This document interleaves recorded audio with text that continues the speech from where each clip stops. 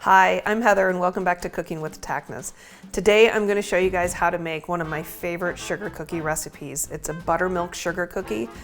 These things are amazing. All other sugar cookies always pale in comparison to them, so this is how you do it. The first thing you have is a cup of white sugar. You're going to pour it in here. A cup of hard packed into a measuring cup of brown sugar. 1 cup of butter, diced. If you melt it, it'll kind of mess with the consistency, so I recommend just getting it to room temperature and then just cutting it up and putting it in. So the first thing we're going to do is cream this. Okay, I'm going to add in 2 cracked eggs. Okay, I'm going to let that sit for just a second. The next thing you want to do is take a cup of buttermilk and a rounded teaspoon of baking soda. And you want to add the baking soda to the buttermilk and just give it a quick little stir, and it's going to have a chemical reaction with the buttermilk and make it nice and frothy. And once you get all your ingredients together, you're going to alternate between the buttermilk and the flour into the wet ingredients.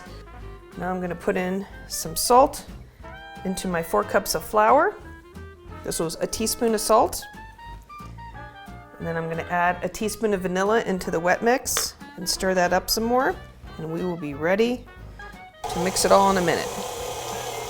Okay, it's time to start alternating with the buttermilk and the flour mix. So one thing to make sure of is you have your oven preheated to 350 degrees. I just mixed in the flour and the salt.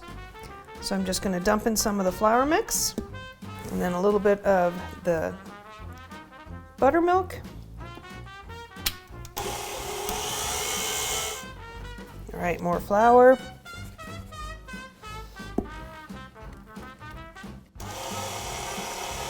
So these bake at 350 degrees for about 10 minutes, and you can do one of 2 things. You can just bake them plain. You can sprinkle sugar on top of them before you bake them, or you can not put sugar on top of them, and when you get them out of the oven, you can frost them, which is what we're gonna do. Nearly there.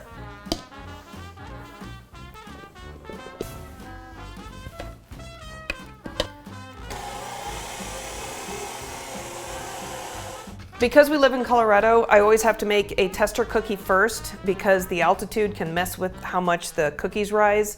So this has 4 cups of flour in it, but it might need a little bit more. So I always bake 1 cookie first to see how it does in the oven. After about 6-7 minutes, you can tell how it's gonna do. And if it looks like it's poofing up really nice, then you can fill your entire cookie sheet for the next batch. So just about a spoonful, put it in the middle of the pan. The oven is almost that was perfect timing. Oven is preheated, so I'm gonna stick it in there. And I'm gonna set the timer for 7 minutes, and at 7 minutes, 6-7 minutes, I should be able to tell if there's enough flour in it. Okay, my tester cookie is complete. It's perfect. You wanna just kind of touch the top of it and it'll just go down a little bit before it comes out, but this was exactly 10 minutes at 350 degrees. So I'm gonna set this aside. And I've already prepared my other pans. My oven is not big enough for them to go in side by side, so 1 at a time, 10 minutes each. You don't even have to mess with them. Just bake them for 10 minutes, pull them out, put the next pan in. So we'll be back in a little bit. Okay, I'm gonna start frosting. So this isn't a professional looking thing. It's just fun. This is what I used to do with my grandma, did it with my mom. I'm gonna frost the cookies, I'm gonna throw some decorations on them, and they're gonna be awesome. The one thing that we want everyone to realize is nobody's perfect, especially when it comes to baking. So the baking channels that have perfect looking things come out of them and then you try it and you're like, I can't do this. It's because it's not real. So the one thing I can say though is if you're going to be frosting these and you want to put any sort of topping on them, do it while it's wet or they won't stick. I do a couple, put some toppings on, and do a couple more, put some toppings on, so on and so forth.